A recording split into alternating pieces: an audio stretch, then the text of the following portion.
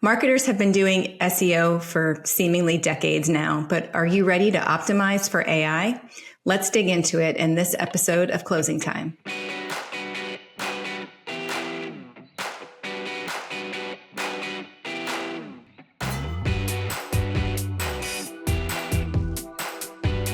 Thanks for tuning in to Closing Time, the show for go-to-market leaders. I'm Val Riley, head of marketing for Unbounce, Insightly CRM, and LeadsRx.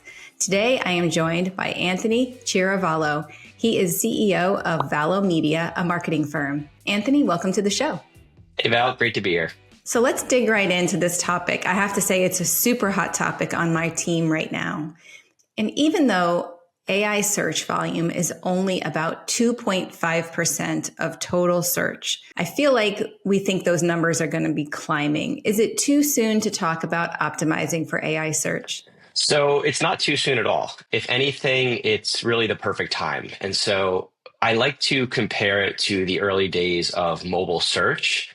At first, it was, small slice of the pie, but within a few years, it became the default way that people look things up. And so we're going to see the same thing here with AI search.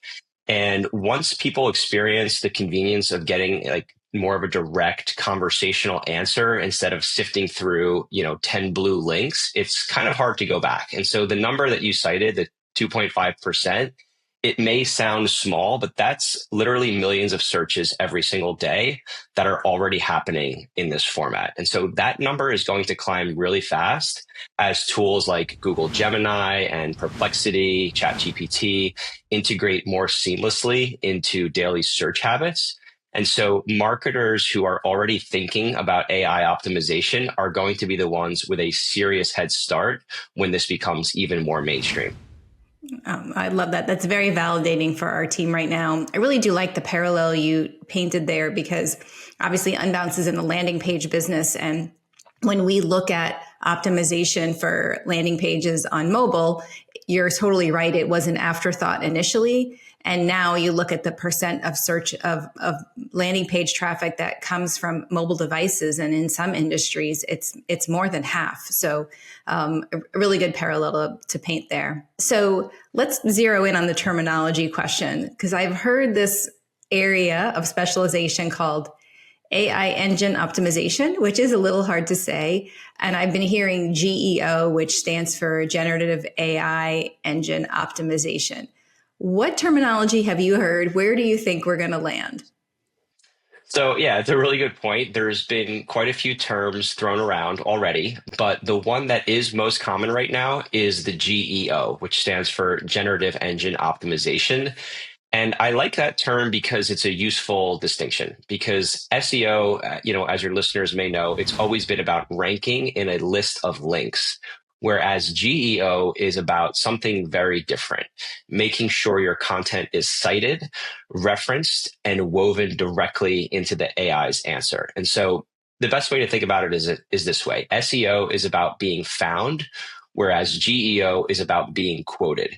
And so when an AI gives someone an answer to what is the best wine subscription or how to plan a trip to Maine, you want your brand to show up inside that synthesized response. And so that's actually a big shift. And it's why we're calling this GEO.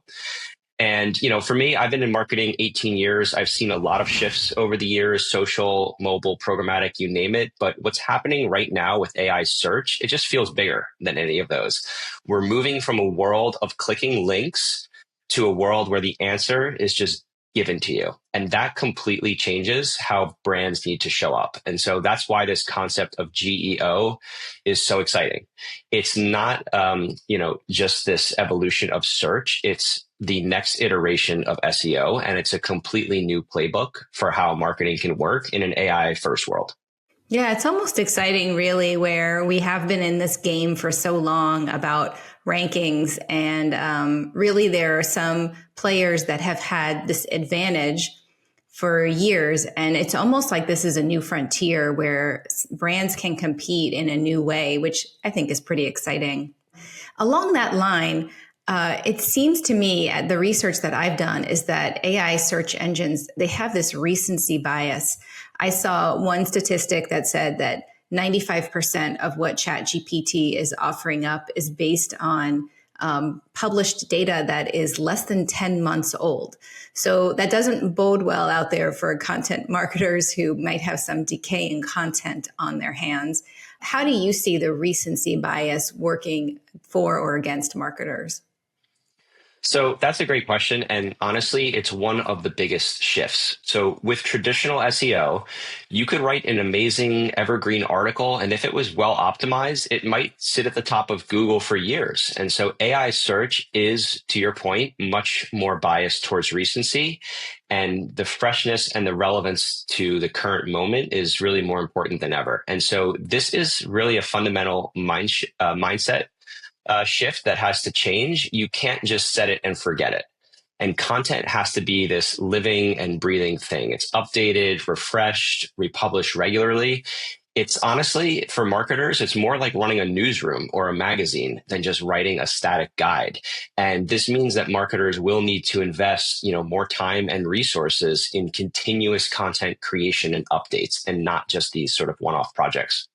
Yeah, it's making me think that like having those 10 to 15 or maybe 50 content pieces and just putting them on a rotation of constant updates is probably a really good investment rather than always trying to generate a bunch of new content that might get farther and farther away from your core message.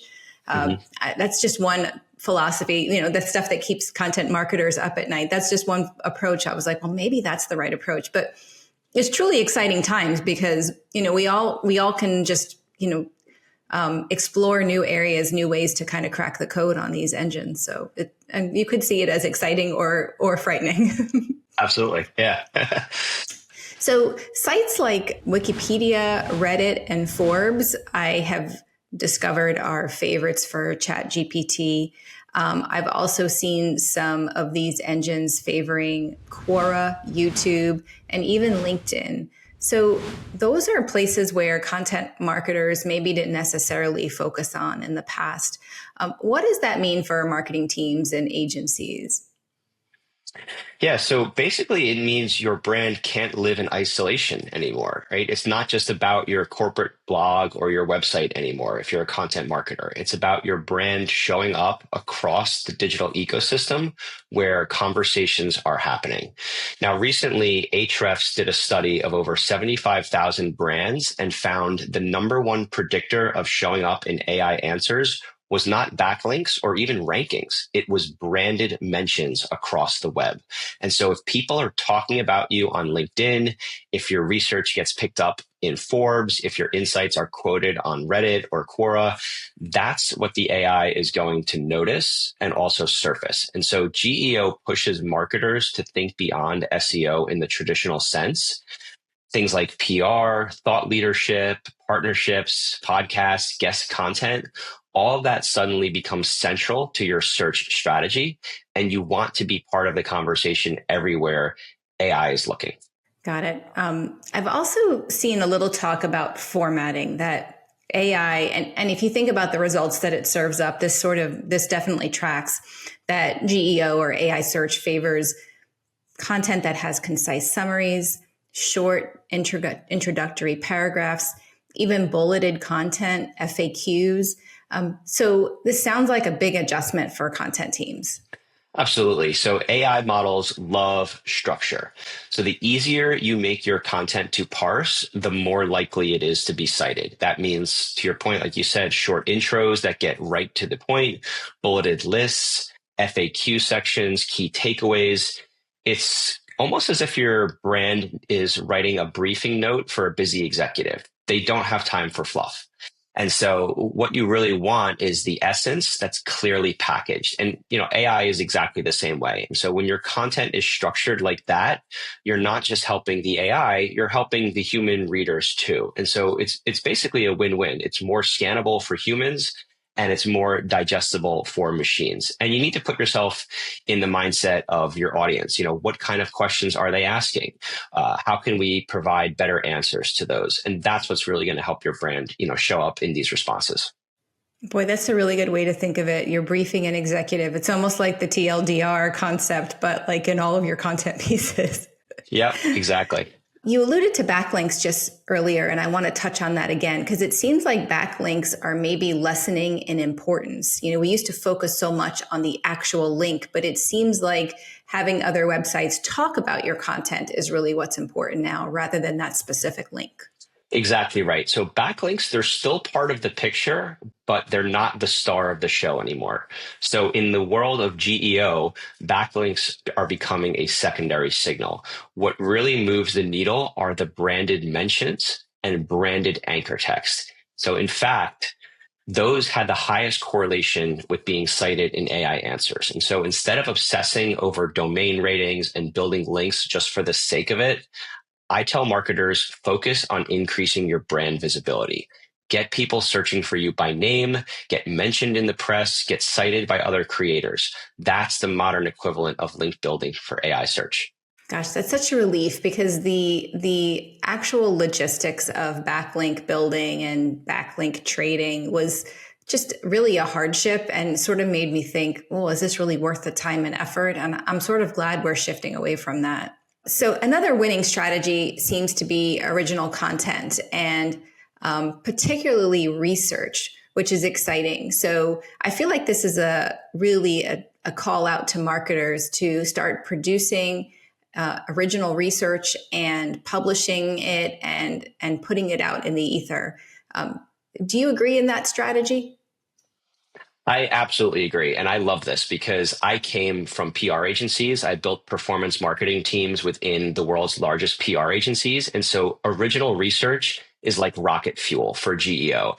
And that's a big part of what PR agencies do. And so AI engines are scanning the web for authoritative, unique sources. And when you publish data that no one else has, you become that source. This could be, for example, a customer survey, proprietary usage data, an industry benchmark report. If you can own a data set, you'll get picked up not just by media outlets, but also by the AI summaries that want to cite the best possible reference. And so, just for example, at Vallo Media, we've helped clients turn their internal data into public-facing insights that got picked up in big publications. And that kind of work is going to be even more valuable in the AI first search world. Nice. It sounds like PR firms are coming back front and center again, which is great because I think the work they do is amazing. And now we'll have a whole, another area for them to really dig into to help with AI search results or GEO. Anthony, that's the end of our time together. I do want to see if you could sum up for the marketers out there listening, what would be your message to them right now about GEO? I would say, think about this strategically. Don't just do something because it's a trend or because you heard about it somewhere. Really think about, okay, what is our strategy and what are the implications for our business and our brand? And then, go back and say to yourself, what's old is new again. Like all of these PR strategies that have been deployed for decades are becoming even more important and more relevant. So, take the time, pull together a strategy, and really think through your PR, your thought leadership, and how your content marketing can evolve in this new world. All right. So it sounds easy enough, but if people need help with something like that, how could they reach you and your firm? Yeah. So the best place is our website, vallomedia.com. And we share case studies, insights, and strategies for brands that want to stay ahead of the curve. And I'm also very active on LinkedIn, where I share trends and practical advice about performance marketing, AI, and now GEO. And so if any of your listeners need help with marketing, definitely connect with me there. Nice. I feel like we're going to look back on this episode in a year or two and be like, oh, that was the start of something huge. So I'm really glad we were able to bring you in and talk about the topic today. Thank you, Anthony. Thank you. And thanks to all of you for tuning into Closing Time. Remember, you can get this episode delivered right to your inbox if you just click the link in the show notes, and we'll see you next week.